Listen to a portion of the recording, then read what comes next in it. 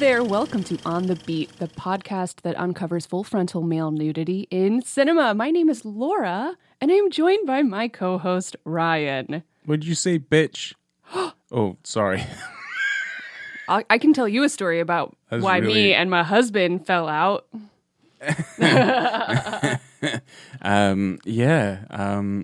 Yes, hello there. Oh, hello there. Yeah. Oh my God, this is off the rails. Just like this Twitter feed. We're going to talk about the 2020 dark comedy crime film Zola. Yeah. Yay. It's a goodie. It's not a greatie, but it's a goodie. I liked it even more when I watched it last night. Yeah, this is the first time I'd seen it, just going to preface that. So there might be that kind of Ryan's first watching bias that he usually has whenever he watches anything for the first time. So what is that? It's exactly? usually like things that are usually very good. I'm just like, it's kind of meh for me. But then when I on a repeat viewing, I'm like, yeah, no, that's really, really good. Like I say, I keep on bringing up Old Boy. Old Boy is like the best example of me being like, well, that was all right, wasn't it? That was kind of messed up, but then it turned into one of my favorite movies of all time. So I love Josh Brolin, so love him. Yeah, that Spike Lee joint was something real so special. Good. Yeah, that was great. Speaking of great, this film stars Taylor Page as Zola, Riley Keough as Stephanie, Nicholas Braun as Derek, and Coleman Domingo as X. And X, yeah. Well, yeah. his name's never really uttered. You just know he's the. Is it? Because he makes Derek say it. And I don't know if I'm going to do it justice and pronounce it properly, so I'm going to leave it. Yeah, probably. Leave it out. Yeah. Yeah. Succession hadn't come out yet, I think, when I saw this for the first time, or if it had, I hadn't watched it, so I was watching it last night and I go, my gosh, Cousin Greg. It would have been a fledgling show by this time, or at least if anything, we can double check. It might have only been one season in. Yeah, but I only watched Succession. Succession's only last year. 3 seasons, right? Yeah. Yeah, so that makes sense with it being on a year-to-year basis. That it probably would have only have started in 2020. But yeah. Oh my gosh, 2018. Oh, okay. Well, we were well off. Yes. I came to it late. Yeah. Yeah, he's remarkably, he's very good in this. But it's kind of like you're looking at it with the hindsight of 2020 of like how he behaves in the Succession show. So everyone hits it out of the park. Coleman Domingo is amazing, but he's always amazing. He's incredibly scary. I know. I kept thinking he's meant to be very scary, but I think he's just a cutie pie. So I wasn't, like he's a nice pimp. Wow, no, he's not. No, he's horrible. He's not a nice pimp. I mean, is there a nice pimp other than like Huggy Bear from Starsky and Hutch? Because he's like a nice pimp. I'm sure he's not the worst. He's probably not the worst. He's probably like his staple of hoes are probably quite comfortable. He's undervaluing that pussy quite a bit. Yeah. This is where Zola comes in to save the day. She does. She comes in and she Pussy's saves worth the day. Thousands.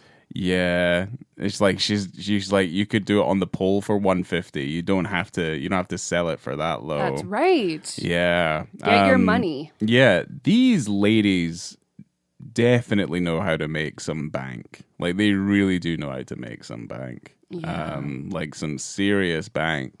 But unfortunately it is doing things like, not to put, like strippings.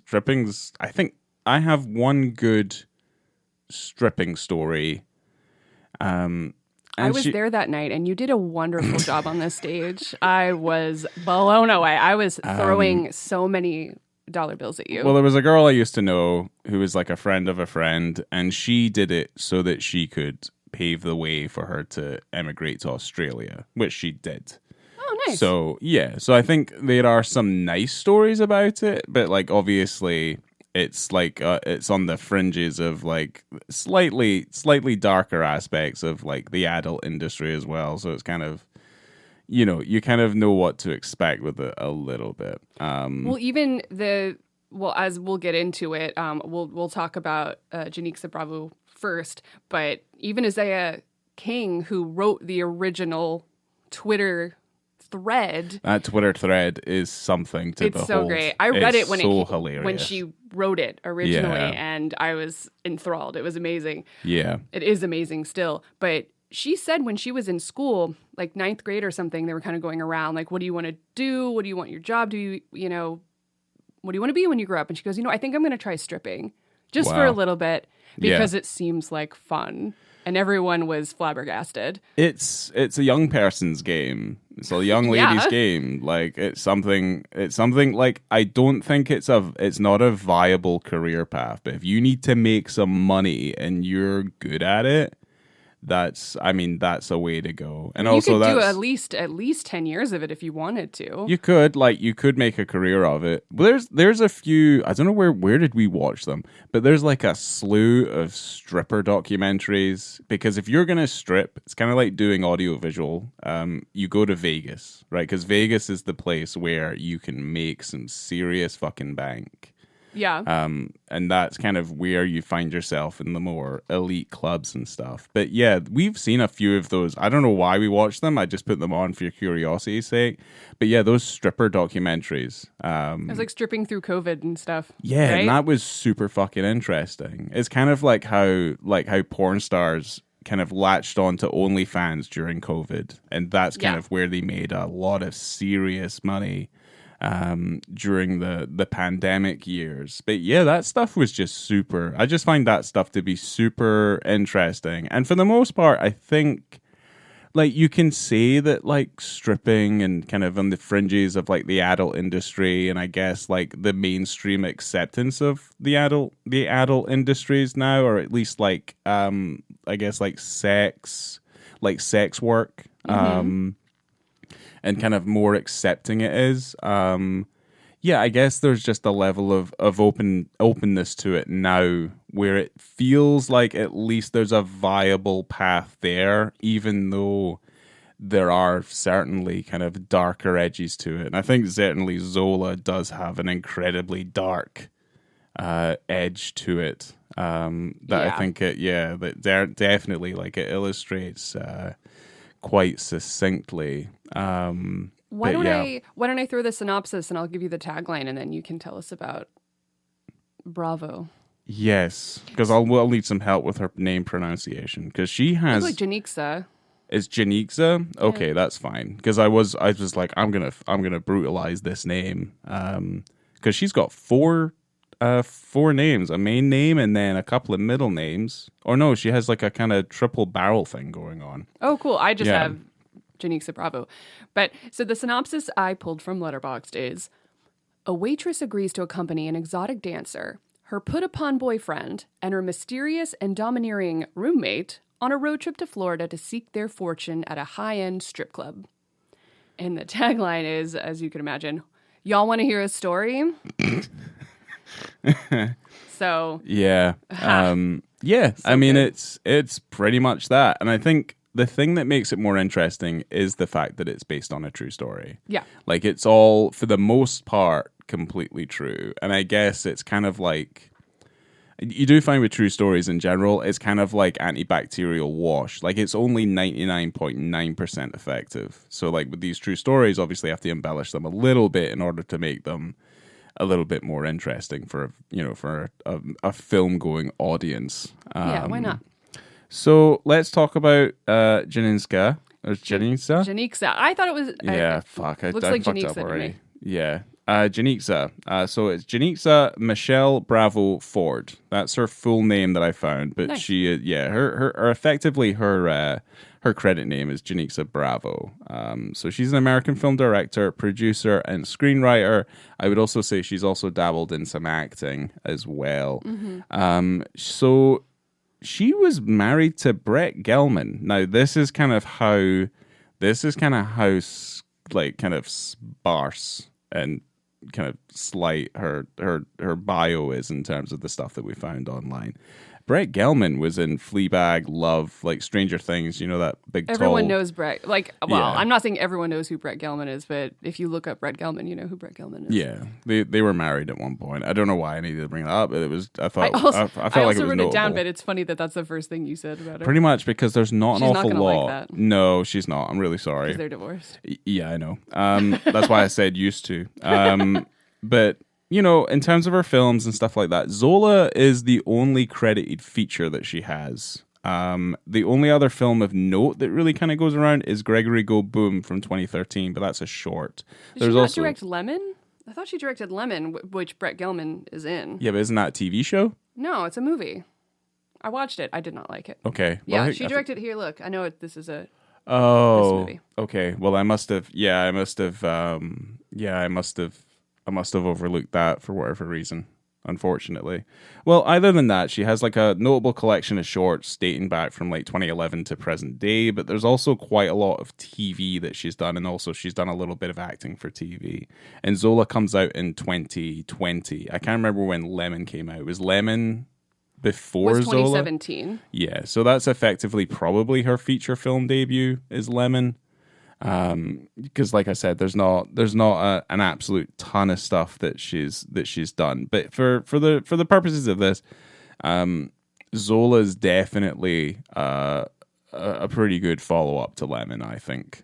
She did a short called House Comes with a Bird that I watched, and it has Pedro Pascal in it. Oh, okay. She's active. It's fun. Yeah, she's active. She's making stuff. Yeah. I'm sorry if I did her biography a little bit of a disservice, but yeah, but then like, you know, it's not like I'm expecting these you know, I guess like quasi celebrities, like these members of the film industry to disclose every single personal detail about their careers online so that we can talk about it on a podcast. Certainly for me to like butcher her filmography to the point where I forget one of the movies that she directed as well. But it's unfortunate. But yes, anyway, I'm sorry. And I also butchered her name. Like, I mean, I just guess that's just the way it goes with me when it comes on this podcast. I do it too. It's okay. 70 episodes in, and it's like, yeah, it's Ryan still doesn't know how to say certain things. But anyway. I have so much information before we even talk about the film. I have like so much stuff I wrote. I mean, the thing is like, the info is what makes these episodes quite interesting. Oh, well, good. Because I'm glad my research. Well, people can just go watch the film. You know what I mean? I hope that they do. Yeah, I hope they do as well. Because as of the recording of this, it's on Tubi, which I love Tubi, which is completely free. The Wild West of streaming. Absolutely, Tubi's like one of my favorite streaming services, and it's free. You can see everything on there. Like I said, I think I've already pointed out that you can see that Donald Trump versus China movie where he comes back as like an alien clone. Jeez. Even though he never technically left. So our last couple movies, I think, are on there. Maybe not Naked, but not Naked, I don't think. But Wetlands is on there. Wetlands is definitely on there. But like I say, it's the Wild West of streaming. If you're ever like you don't need Netflix. What are you doing getting Netflix? Ew, just get Tubi. Yeah, that's right. Yeah. You don't even have to get it. You just, okay. Anyway, so the film is based, like the film's based on a Rolling Stone article, but obviously the Rolling Stone article is based on the original 148 Twitter thread. Yeah. So the book or the article was written by David Kushner. It was called Zola Tells All, the Real Story Behind the Greatest Stripper Saga Ever Tweeted by Isaiah Zola King. So she wrote those tweets in October of 2015. She was 19 at the time. She was working at Hooters. And, you know, she just wrote this thread about meeting a stripper named Jessica. And, you know, the story had like prostitution, murder, attempted suicide. It got super popular online. Like, for example, Ava DuVernay tweeted, "There's so much untapped talent in the hood." which I love because Zola replied, "I'm not from the hood though, Ava. I'm a suburban bitch. Still love you though." Oh, good for her. Yeah. Fucking, she's like, "I'm not from the hood. Like, yeah, well done for we're not all fucking, from the hood. Like, yeah, calm down." your classist identity, like nonsense. Yeah, But apparently, well done. she'd posted and removed the story twice before because it wasn't getting the traction she wanted. Okay. So then she started making it like funnier and a little bit more like darkly funny while preserving like what happened. Okay. So you trying to tell me that, like, the thing is like, and what I think is most interesting about it is that she's live tweeting as it's happening. I know. So I read that and I thought that was confusing. Yeah, a little bit. So, I mean, that's what she said. Okay. So I'm not sure exactly how that went down. Totally up to her. Like, I mean, I guess in the moment, unless you're an incredibly talented scribe, with some of the things that happen, at least as they're depicted in the movie, you might not be as eloquent as you want to be. Yeah. And certainly this is Gen Z as fuck, like big time. Like there is certainly aspects of the movie that I would even say and make me sound like a grandpa. That like I'm like, what does that mean? Like, what is she saying that for? You know, so it does feel very much like a generational, like it's settled in a generational bubble that's like seeded within a very particular kind of subculture of with the youth, like the young people, I guess. So about a month after the thread went, I hate saying the word viral. David Kushner from Rolling Stone, that's when he published the article. He interviewed people involved in the story. The article noted some inconsistencies in the stories, but King admitted to like embellishing some of the more sensational details, but most of the people involved admitted to the general gist of the story. So, okay, perfect. Yeah. I think the film does a very good job of putting it together, doing it in a very stylistic and quite vibrant way. Yeah. And it basically wraps it all up in about 80-something minutes. Chef's kiss. I will say, though, that even at 86, there are parts of it that feel a little slow. So, like, it's almost as if, like, the original pacing of the movie, it feels a little bit inconsistent. Well, it's really fast. It's very, very, very beginning. fast, Like, yeah. when you get to the scene, like 30 minutes in, when you get to, like, the Dick scene, you're like, whoa, like, we're already here. This is insane. There's a lot of, and that's kind of more, we'll get into that when we get to it. But the thing is that there's very quite vibrant stylistic flourishes in it that I don't think feel consistent from beginning to end, and I feel like that's more down to like personal preference, because I like how it opens, I like how it starts. Obviously A24 does tend to have films that kind of feel like they have a particular flavor, I guess is probably the way that I would take, and you can take that as a positive and negative. Like a Florida flavor. I do like it when they get to Florida, because you're just like, holy fuck, we're in Tampa, and we've been to Tampa, and it's a rough experience going to Tampa. Yes. That was where we had that time where we witnessed an argument happening in the street, and a guy pulled a gun on his girlfriend. I know. We're listening to like CCR, and we had just bought a bunch of movies from Viper Video in Tampa, and then a guy pulled his gun out on somebody in the street, and the it was window, like 3 p.m. The window was down, bright daylight. Window was down, and you're like, the sat nav is telling me to go like towards them, and I said, just turn right, just turn right.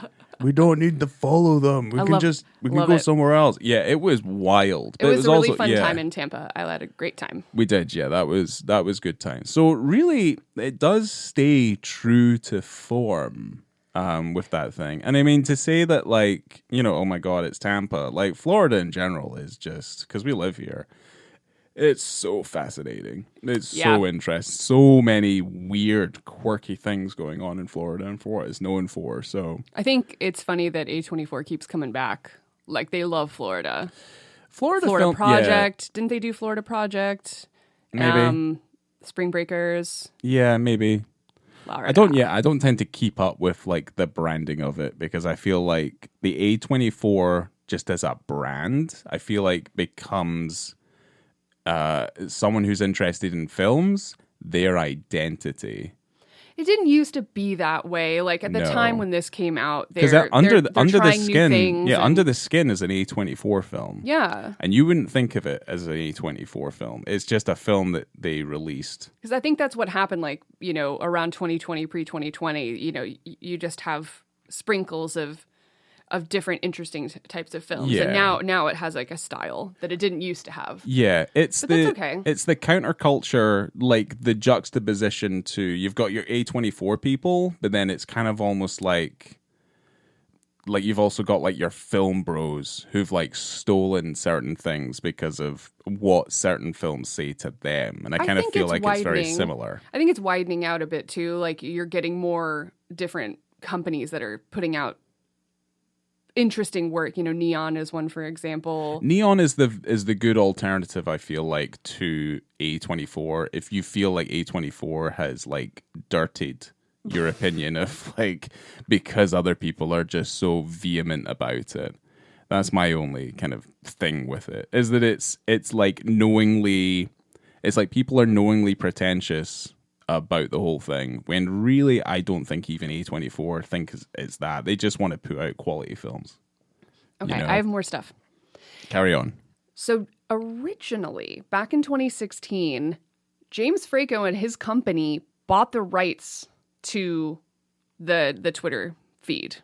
Makes sense. That's something he would do. James Franco was involved. James Franco was originally set to direct, but around 2018, it was put on the shelf because allegations of sexual misconduct. We haven't seen a lot of James Franco lately. No, we haven't really. Because he's got creep vibes, which, I mean, come on. Gone are the days of Pineapple Express. Yeah. Yeah. So I thought hurricane season was over. So in June of 2018, Janixa Bravo was attached to direct. Yeah. With A24 as the distributor. Yep. So originally, Taylor Page passed on the film because when James Franco was attached, because she said it was originally just two white men trying to have a black voice. The writing felt very sexist and racist. I didn't jive with the tweets. It didn't jive with the tweets that I'd read. Yeah. So when, it switched hands into like the very capable hands of Bravo, things obviously turned around. There are some incredible black cinema stylings, and it has such a black voice interwoven into it that I think it's a real staple of at least modern black cinema. I think it's an incredibly well put together piece of cinema of that movement. And I think it really benefits from having that level of styling to it. Yeah. Because you can look at this, and I think that's one of the key signaling features of black cinema, is just a real sense of individualism and style. And I think that there's some nice little flourishes in this film that I think really kind of characterize it as part of that movement. So, yeah, I'd hate to see a film version that Franco and that made. So there were some films that Bravo had the cast and crew watch just to kind of get into the vibe. Coffee was one of them. Fuck yeah, that movie's great. Right? Pam Grier, that's awesome, that movie. And then, some stripper movies. So like Natural Born Killers, Showgirls, Killing of a Chinese Bookie, Paris is Burning, and then also The Wiz and The Wizard of Oz were references more for Bravo. And she had Taylor Page's main costume kind of pay homage to like Dorothy.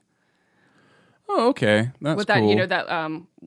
It's not plaid, but whatever. The blue, like two-piece that she was wearing. The blue two-piece, yeah. I've not seen The Wiz in a very long time. Yeah. It's probably more interesting than The Wizard of Oz, but I do like The Wizard of Oz still to this day. The film was shot on 16 millimeter. That's plain to see. That's already, that was already in my notes. Yeah. And production lasted for 27 days. Mm-hmm. So it's interesting because Taylor Page actually worked as a stripper for a month. And she said it proved both beneficial as a research project and a source of income. Yeah. She was like, I actually really needed the money. I was like, fuck it. Why don't I just go in undercover and see what it's like? It turned out to be much more of an emotionally shaping experience than she had anticipated. She said, I just wanted to have a sense of agency before I left to go do the movie. And what better place than working in a strip club where it's eat or be eaten? Yeah. I didn't want to look like an actor trying to dance. I didn't want to look like a dancer trying to strip. I wanted to look like this person in the given circumstances who works at a restaurant and also dances. Yeah, she's so good. Yeah, the stripping stuff's actually she's amazing. Very good. Everything she does is amazing. Yeah. Throughout she's like. Did they both do their own dancing then in the movie? Did they do their own stripping in the movie? And we say stripping because like you don't really see them strip technically. It's just they do a lot of pole work and that's. There's not a lot of nudity. There's not really a lot of nudity. This is where the balance. There's no female nudity. No, and there's also like I don't know if anyone's aware. Like there's certain laws and rules that are state dependent as well, depending on. It's not necessarily state either. I think it's city by city and city by city. Okay, yeah, because there's some places in South Florida where you could do full nude, and there's other places where you can't even show your nipples. Correct. Basically, yeah. So yeah, in Orlando you can't go full nude. Okay, and I get in Tampa as well. So. Yeah, because that back in Scotland that's not the case. I think full nude was always relegated to like private shows and stuff like that. At least in the strip clubs that I saw in like Edinburgh and stuff that I didn't go to or pay any money to. So the real Zola wanted the film to retain the spirit of the original story, and she said that there's like already a lot of misrepresentation when it comes to sex work. It's either a bit too glamorized or a bit too dehumanized. Yeah. So I think that keeping it accurate to my actual experience was the most necessary thing. Yeah, I think what's nice about it, and I say nice, it's weird, but I think what's nice, at least accurate about it, is that sex work is work. Like, you're there to work. So there is that aspect about it where there's a fun element like you would have if you were at work, but you are there to make money. Like, that is primarily the main focus there. And it's, it feels relatively quite devoid of any emotion, which I kind of feel like it needs to have. But at least I at least got that feeling that it's that it's like this is work. Like, we're here to work. When they first get, I'm kind of gonna jump into the film now, I think. But when they first get to the club in Tampa. Yeah. And the music comes on, she's cleaning the pole, she's looking around, and she starts dancing. And then you just have that moment where she is kind of on the ground, she's in a split, and she's looking around, and you just hear glasses, you hear murmuring, you just see these like dudes, and she's just looking around, like, she's just working, but then you can see how bleak it is.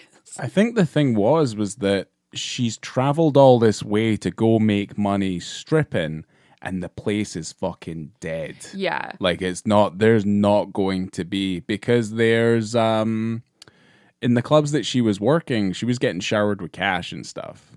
Like, it was slightly different. So here it's kind of like, oh, I'm taking this greasy 20 note from the guy in the front, and he's got like a dirty white t-shirt on. Yeah. Like, it's not what she felt like she was promised. Oh, certainly not. So no. I think, no. Yeah. I really like this moment. I don't know if it stood out to you as much as it did to me, maybe. But when they're in the rest stop, when they're on their way to Tampa, and they're in the restroom. Yeah. And you just see the difference between the two of them. Like, Zola's not sitting on the toilet seat. She's hovering above it. And it's Stephanie, right? And Stephanie, she's sitting on the toilet seat, which I'm like, I wipe the toilet seat, Yeah, we didn't see her wipe the toilet seat. Also, there's a big difference in the color of their pee. Yes, exactly. That? Yeah, so like one's slightly more dehydrated than the other. Yes, exactly. Bravo said that it's meant to tell you everything there is to know about both of these women before they got here, after they leave here, how they engage with hygiene, what's coming out of their body, and it tells you that whole story. Yeah. That's what she said. I'm like, pretty much. As we find out from Riley Keough's character, as we kind of move closer and closer into the movie, she's slightly more... She's a prostitute. She has a pimp. I don't know. I don't know if you would call. She's having sex for money. I mean, she's prostituting. I think that's the thing that you can jump in and out of, though. You know, it's not like I wouldn't call her a prostitute because she's not in the street. You know, she's just doing. I mean, I don't know if there's any nicer way to put it. Like, she's either a prostitute or she's a hooker, or because she has a pimp. He's definitely a pimp. Yeah. So, like, is she an escort? Is like she's like doing specialist? I don't know if you need to define it into a word like that. I mean, she does. She, you know, occasionally has sex for money. I don't think that's something she does all the time. Okay, well, I was trying to like come up with a term that described her like line of work, and I think either one of those is perfectly valid. They had a different way of explaining it. You know, when they meet, you know, X, it's like he takes care of me. Like, okay, that's the way of saying, you know, and I don't know. I mean, that's but like that whole culture, like that whole thing is all based around like don't say what it actually is because like you know it's against the law. Right. Like that's always been the way that it's been. I mean, that's like fucking. I mean, that's what they say in Taxi Driver. You know. But that's child prostitution. That's slightly different. It's kind of gross, you know, where like Harvey Keitel's got that one long fingernail for like sniffing coke and, you know, he's just referred to as like, you know, her special friend, all this sort of thing. Ew. So, yeah, it's really fucked up and horrible. So there's also a moment when they're in the Tampa club and they're in the dressing room, kind of like the backstage area, and I noticed a moment where there's a woman and she's got a veggie platter and she's pouring ranch into a bowl. Yep. With a veggie platter, and I laughed so hard, and I had to text a friend who's danced before, and I asked her, when you were working backstage, did anyone ever bring a veggie platter like into work? Okay. And she goes, we never got food. No celery sticks for the ladies. Oh dear. So maybe that was just a nicer club than the ones that she had worked at where you got a veggie platter. Maybe. She was like a nice old lady, though, who was kind of going around and like making sure that they were, you know, they were fed and probably hydrated and stuff. I don't know if that exists in certain clubs. It's an interesting thing. That's why the film is only 99.9% accurate to it's the reality of it all. 0.1%, that's the veggie platter. It's false. The veggie platter is the added little flourish that didn't need to be there. So, you know. I liked it. But it's again like a veggie platter. Doesn't need to be at the party, but it's appreciated if it's at the party. Absolutely. Yeah. You would miss it if it wasn't there. But if you don't have any carrots, that's okay. You don't have to have any carrots. But, you know, it'd be nice. It'd be nice to have something other than just like a meat or like a cracker, maybe a little bit of cheese. Like sometimes you want the watery, you know, crunchy texture of a carrot, dipping it into some ranch, you know, just to kind of change things up a little bit. Let's get a veggie platter. Just for dinner? Right now, yeah. Yeah, well, I remember that time we met your father, and he brought that meat platter that he got, and he's like, "Who's hungry?" Half frozen in the hotel fridge. And he's like, "Would you like this? I'll defrost these slices of meat." It was fucking defrosting. He's like, "I think the fridge is up too high."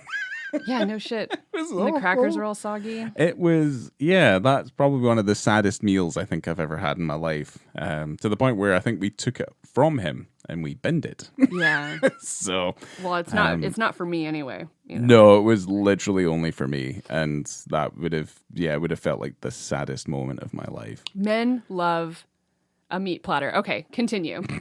Continue.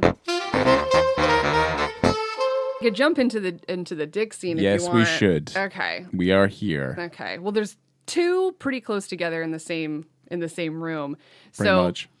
You know, it's at the point where Zola figures out that it's not completely a ruse, but she's definitely been misled. She's definitely been misled to the point where I'm like, is she here? Because there's an insinuation as well as that she's not been the first. Yes. But there's also this idea where it's like, well, if she's a stripper, maybe she'll want to make the extra money, i.e.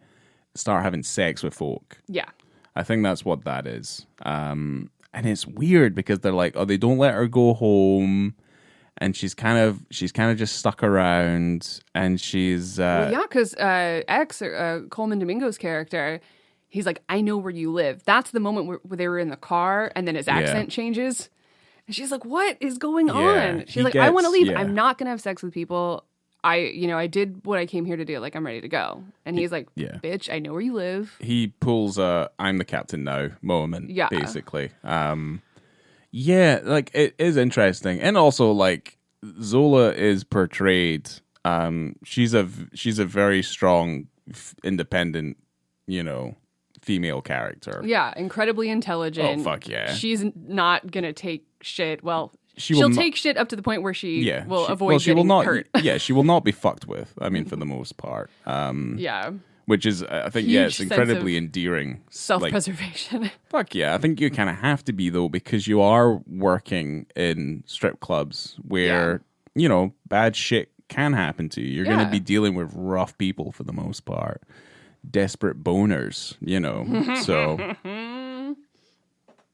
So she's basically in the nice hotel, being her doorman, watcher person. I guess kind of like her minder. Yeah, making sure nothing goes wrong. Yeah, but like she's been part of this. Like she's been inadvertently brought into this ruse where there's like her picture was put up online with her, so men were like wanting to have sex with either one, because to the point where it's just like, obviously Riley Keough is white and Taylor is black. There is some like backhanded like racism that finds its way into the film as well once these clients start to come in. That leads us in perfectly. So it's about 35 minutes 25 seconds. Yeah. 35 minutes 20 seconds. So it's Stephanie's first customer, right? Oh, this motherfucker. This guy.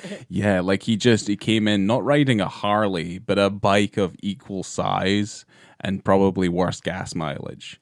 Like he is, he's a big racist fuck as well when he comes in. So he probably is a biker. He's got the long scraggy hair and he looks like he's straight out of the Devil's Rejects, yeah. Yeah.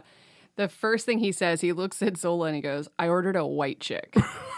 And she's like, God damn it. Why don't you get your fucking ass in here? I'm not gonna have sex with you anyway, so that's not the point. Yeah. Stephanie's wearing like a schoolgirl outfit and he brought her something and I don't know I couldn't tell what it was. Could you see what it was? No. It's like a little box of something. Unless like he wanted her to wear something or whatever. Maybe. I do like that moment where they're in the bathroom and Stephanie's like, how do I look? And she's, do you like what I'm wearing? And she's like, no. It's like such like basic bitch like fantasy stuff. It's like, oh my god, you're a schoolgirl. It's like that's like the sort of men that she's dealing with are like on that kind of level. How old are you? Old enough. It's like eye rolling stuff. Like it's wild. Yeah. As they're gonna have sex, because that's the deal, he starts taking his clothes off and he leaves his socks on. I love that. Ew. And then, I mean, if you're having sex in Scotland, I mean, it's good to leave your socks on. It's chilly. Yeah, because it's cold. What, you're gonna bust a nut and then you're gonna have to walk to the bathroom or something? That floor is gonna be chilly. You can get slippers by the side of the bed. Of course you could, but then it's like sometimes you got to get there quickly. Okay. I guess. Thanks for the notes. Ain't that right, fellas? Then Zola says this amazing line that she says more than once. They start fucking.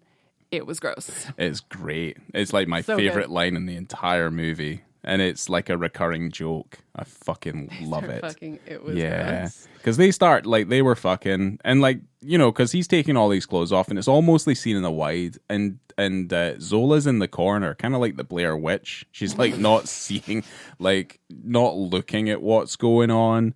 But because it's all in a wide and the cuts to the reverse, which is also a wide, but they're in the foreground, like masking frame, so you can kind of see their well, his naked frame, and then obviously Stephanie's like near to naked frame. But again, I love that, and I just realized it. Like, there's no boobs, and Riley Keough's taken her clothes off and a bunch of stuff before, but she's like, it's weird. Like, it's kind of cool. This is one of the few movies where I don't get naked. There's no need for it, I don't think. Also, it's just funny for the type of movie that it is. Like, I love it. For a film that's about... You don't miss it. You don't think about it. For a film that's about strippers, like, they're actually... I mean, I don't know. Taylor looks amazing. Yeah. Because, like, she wears some relatively quite skimpy clothing, like, all the way through the course of it. Like, she looks phenomenal. Yeah. And for the most part, like, you don't need the nudity in order to sex it up anymore, I don't think. Certainly not from the female perspective, because, again, like, you know, the intimation, like, the attraction element, like, you know, like, it is obviously the sexiness kind of goes off the scale when it's like that. But in this regard, because we see everything in a wide, I just don't, like, part of me is like, how, like, this sex scene, and it's not really a sex scene, really. It's kind of just like the beginnings of it, because you don't see the sex that much.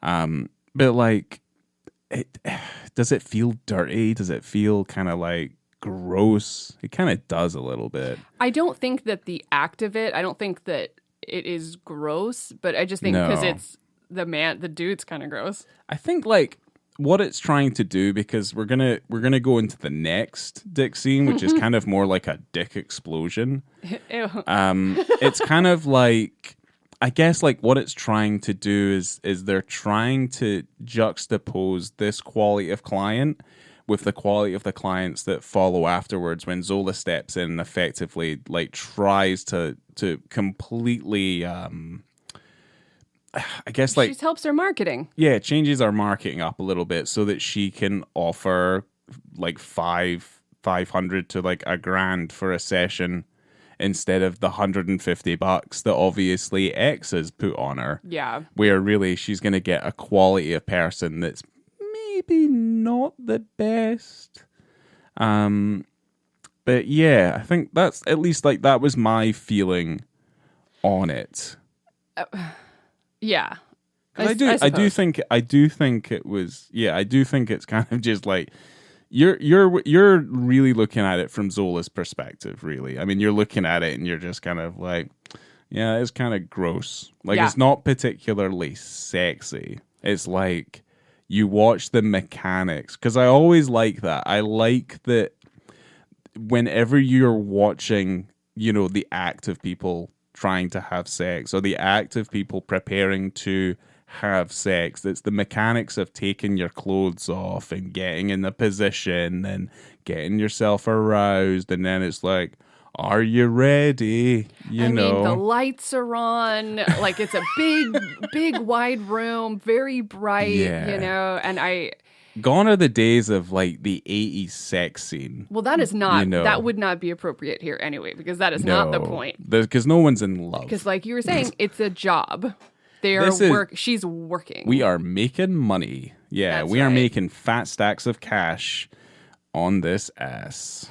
Yeah. So, yeah, it's like right after that, you know, that wide, you know, you see the first trick's penis. Yes. Penis. So that's why you say it like you were saying, yeah. that Zola kind of helped Stephanie with her sex marketing. So she's like, I think I started off the podcast with that, you know. Pussy is worth thousands, bitch. Yeah, absolutely. They do. Yeah, they call each other bitch a lot. Yes, bitch. Which is fine. Yeah, but yeah, she has a point. You know, because the thing is, it's kind of like if you're freelancing in any profession, like, if your rates are high enough, like, you will garner the respect that you deserve if your rates are according to what you provide. And for her, she's providing a quality experience, I guess. You would hope. That's worth far more than what she was currently marketing herself as. Yeah. So the next scene is our penis montage. Gotta love Gotta love a penis montage at 41 minutes, 51 seconds is when it starts. Yeah. So this is after Zola remarkets her on Backpage, $500 a pop. The boys start coming in, and you get kind of a very interesting kind of montage of all of these guys. I would say it's a undressing. slew of weird Florida men.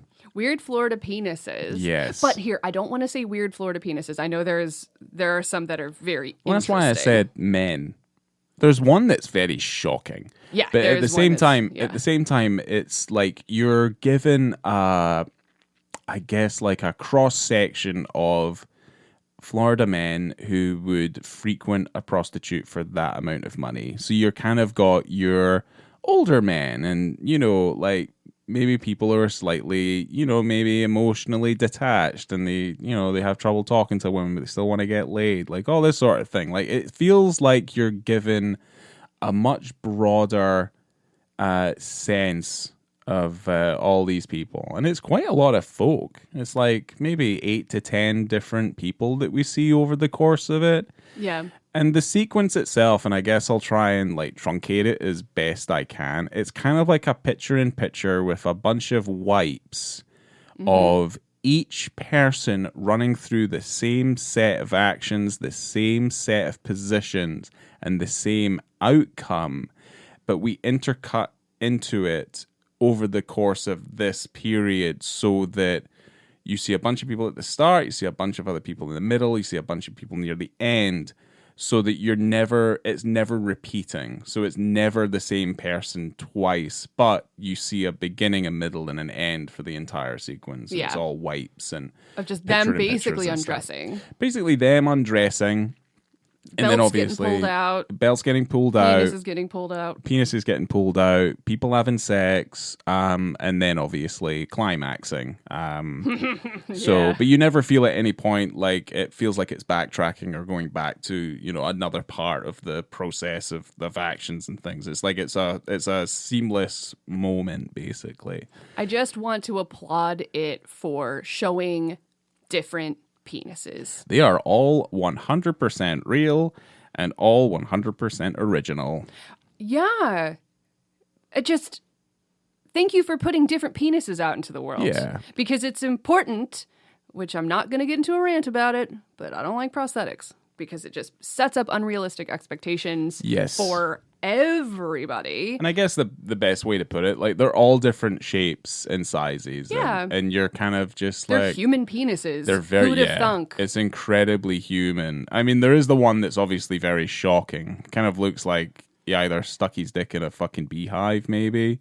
There's and one it's where kind of his very incredibly testicles bulbous. are gigantic, Oh, but then God. his penis is like on the side. Yeah. Is that the one you're talking about? Yeah. Yeah. It looks like elephantitis. It looks like it's a problem. Yeah, it looks like it has a problem. Like he has to go get something sorted it's just out. like the way that the penis isn't in the front. It's like on the side. Like it's very interesting. It's just like it's just like a, like a wrecking ball, like clashing against her.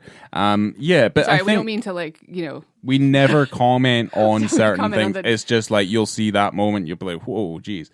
But it's good. Like, it's important and it's interesting, and I love it. It's incredibly truthful because I feel like we.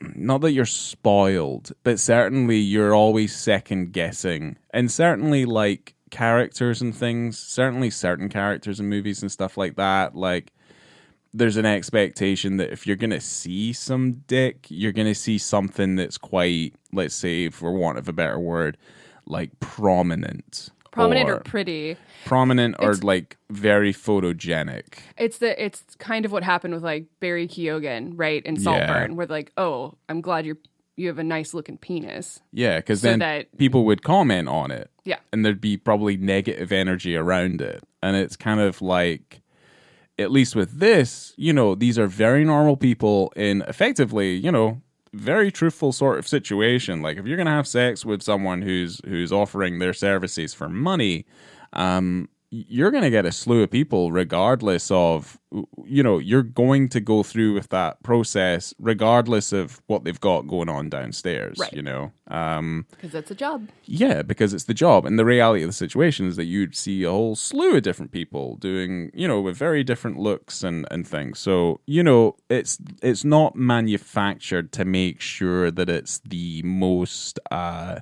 appealing and it's the most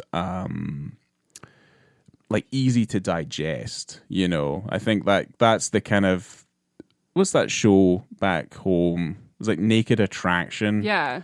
It's kind of very similar to that, where, it's not just dudes that are obviously showing off their bits and bobs, but also, women. But then you're kind of seeing a very wide spectrum of people who are really kind of putting themselves out there. And there's, everyone's beautiful in their own way. So, you're not dealing with people who probably fit into the mainstream expectations of beauty. Yes, and I think that needs to be showcased more often. I think it's getting better. I think because of... I don't know. I think because of social media in certain ways, people of very different shapes and sizes and traits, they have a platform to show that off. Now, does that mean they'll be safe from negativity? Probably not. But there will be an audience for them that does appreciate that. I'm glad that these people who work in prosthetics, in film, in special effects, in makeup and design are working. Good for you for having a job. Yeah, but I'd rather they just weren't. Work on making cool creatures and practical effects. Yeah, I'm not interested in seeing rubber dicks and stuff. So weird. Yeah, I'm not really that interested in it at all. No. Yeah, but so in the course of that scene, I did some math because I'm like, if she's doing each dude at $500 a pop, she made $8,000 that night. Yeah. She only had to have sex with 16 people. I mean, that's a lot over the course of a night, though. You know what I mean? Every 15 minutes. I remember seeing, because there's things like, STDs and STIs, as long as you keep them safe, all that sort of thing. Again, condoms aren't 100% effective either. Didn't she yell, you better wear a condom to her in the movie? Yeah. I mean, I'd be like, well, yeah, you no probably should. Yeah. I mean, that's fucking, it's 101. I mean, I don't know. Stephanie's not, the sharpest tool in the box either. No. But at the same time, I don't know what it was, but I must have seen a documentary on porn or something that followed young ladies who were just entering the industry and stuff like that. Where one of them, their vagina blew up like a balloon because she'd had too much sex. Oh dear. And it looked horrific. So yeah, that would be something I would be concerned about if I was doing that. That would be like a blowout night. You wouldn't do that every night. You got to rest. Yeah, that would suck. Have a little, put it on ice, No, you probably, you would have to. Yeah, you put it on ice like a boxer. Yeah. Yeah, pretty much. I wrote about, because I was interested in Riley Keough's accent. Right. Okay. So she had to get special training on how to play a white woman, trying very offensively to sound a certain type of black. Oh, fuck. Okay. So they hired... That's spot on. Yeah. Yeah, that's absolutely spot on. It's meant to make you uncomfortable. I've seen videos of white girls who sing like black ladies. And it's fucking weird. Yeah, it doesn't make any sense. Cool. It's not cool. It's just that doesn't belong to you. That has nothing to do with you. Because that's white people in general. They have no culture. They just appropriate other people's culture. Yeah, we're terrible. Yeah, awful people. I hate us. We're awful. So they hired a voice coach. Her name was Eris Mendoza, who is a mixed woman. So she's half black. And so they would work on the voice and send Bravo the tapes. So halfway through the process, Bravo called Riley Keough and goes, "You're holding back. The best version of this is the one where you totally let go and you just get offensive." Good. Okay. So that's what they stuck with. Good.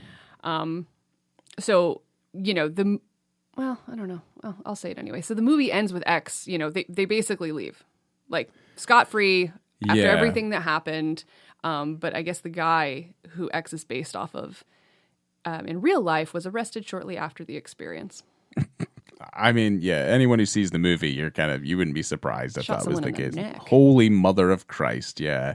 Oh, he's so good in that movie. He's really good, yeah. There's a real... He's great in everything. Yeah, but there's a real slew of, like, weird Florida stuff. Like, there's a midget on a lounger, and he's like, have a good day.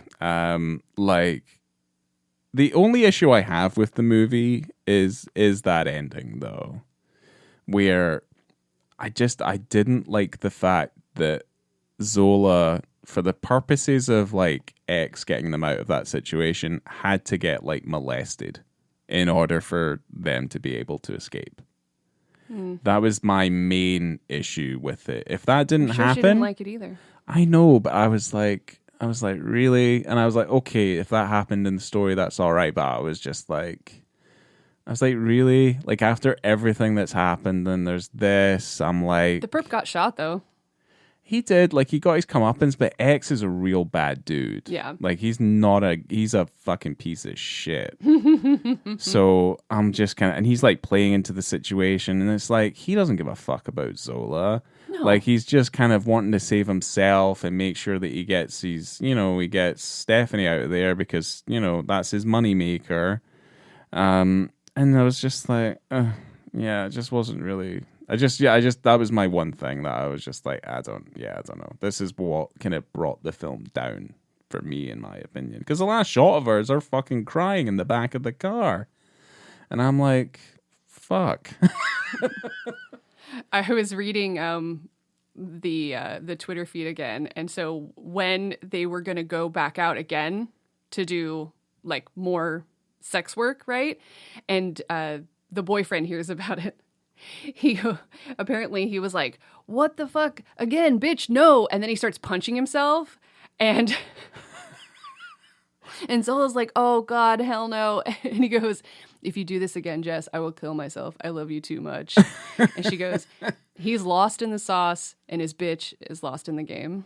Wow. Yeah. Yeah. Yeah. So good. All right. You want to go first? Who cares? I guess it doesn't really matter. Go ahead.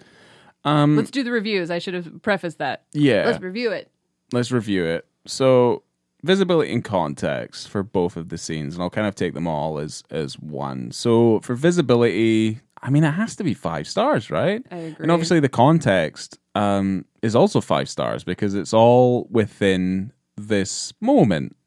And the thing is like, there's a real difference, a juxtaposition between the two moments as well, where it's like, I kind of feel like you're meant to feel a little bit icky by that first time, but then it kind of feels quite freeing and like liberating when we get to that montage sequence, basically. So yeah, I gave it 5 stars all the way through for the visibility and context. Now, for the film itself, it's probably not as glowing as that. I gave it 3.5. I think the film's really good. My main issue is that there are parts of it that are slow, and it's only 86 minutes, and also that ending, I'm like, it just leaves a real kind of sour taste in my mouth. And obviously, if that's the case with the actual story, that's fine, that's okay. I wish that if they're going to take liberties with certain things, I'm not expecting the filmmakers to make me feel better at the end of a film like that. But I feel like there's a slant you can take on it so that you don't come out of it feeling like total horseshit. Like you've completely destroyed your titular character by the end of it. And I kind of just didn't really like that. So I did give the film 3.5. But there's some fucking comedy shit in this that is very much worth watching.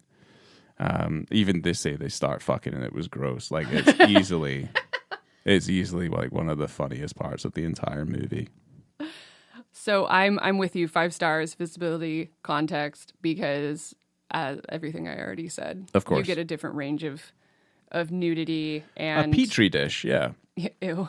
Yeah. But I do like when they start getting into that process when, you know, it's a man after man after man, and you see Zola clean the bed, you see Stephanie brushing her hair, like cleaning up, and then it's just another one, another one, another one. Like they get into a routine about it. And I kind of liked that. It's like she started getting into it in a way of like being the penis concierge, you know? And I thought that was really great. Yeah.